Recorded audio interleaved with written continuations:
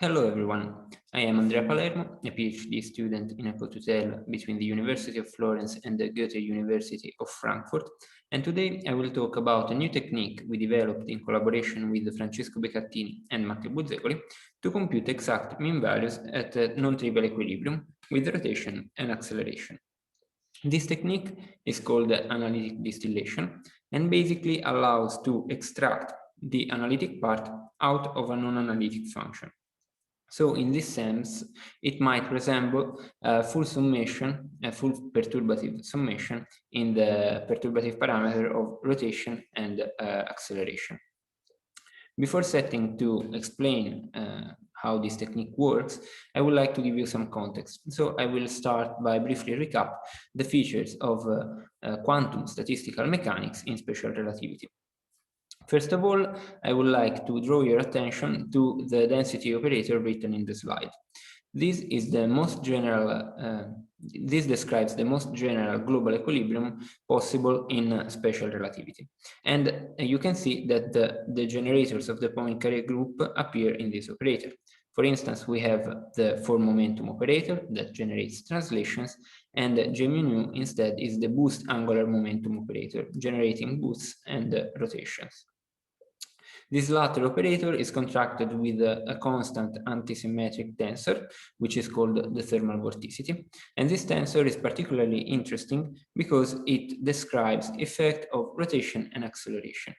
Indeed, if we decompose the thermal vorticity into an electric and a magnetic part, so to say, we can identify the electric part with the acceleration experienced by our quantum system at equilibrium, and the magnetic part, on the other hand, is the angular velocity experienced by the system.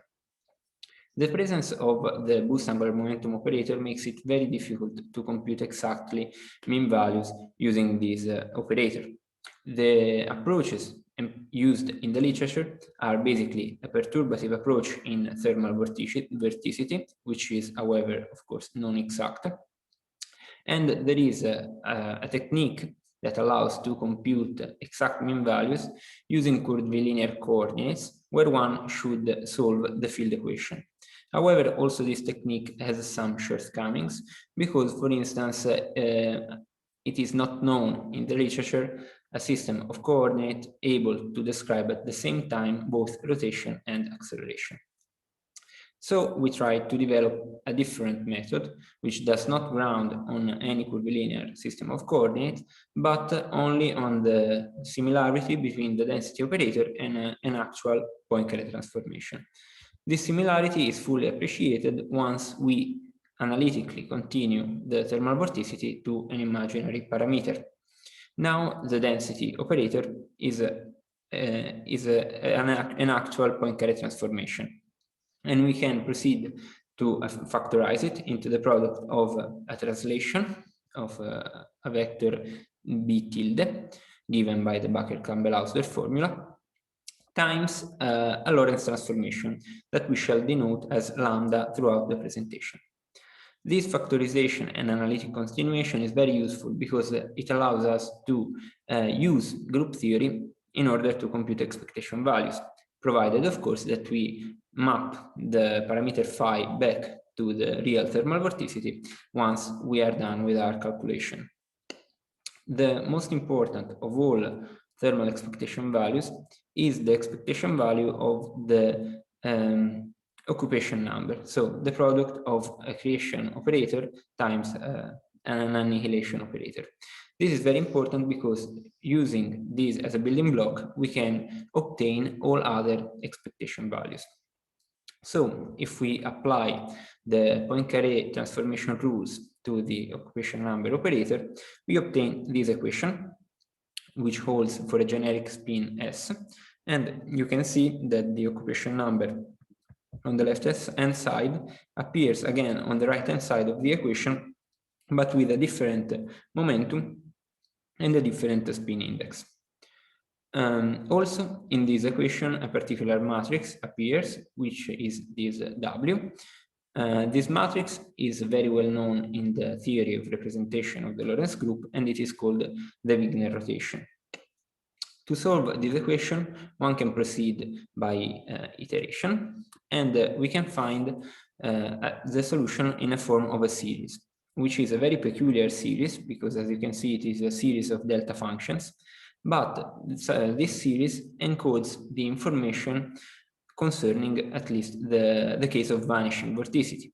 Indeed, if we set the vorticity to 0, which in this series accounts on setting the Lorentz transformation lambda as well as the Wigner rotation to the identity, we recover the Bose-Einstein and Fermi-Dirac distribution according to the spin of the particles.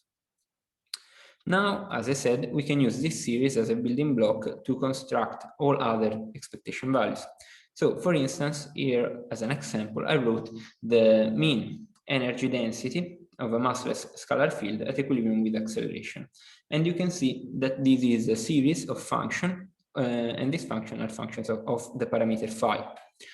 Now, if we try to map the parameter phi back to the real thermal vorticity at this stage, we encounter a problem because the series becomes a divergent one. This divergence is connected to the presence of some non-analytic term in the series, and we do not want to include these non-analytic terms in our calculations.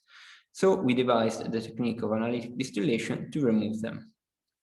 Here I give you just a cartoon explanation of how this technique works.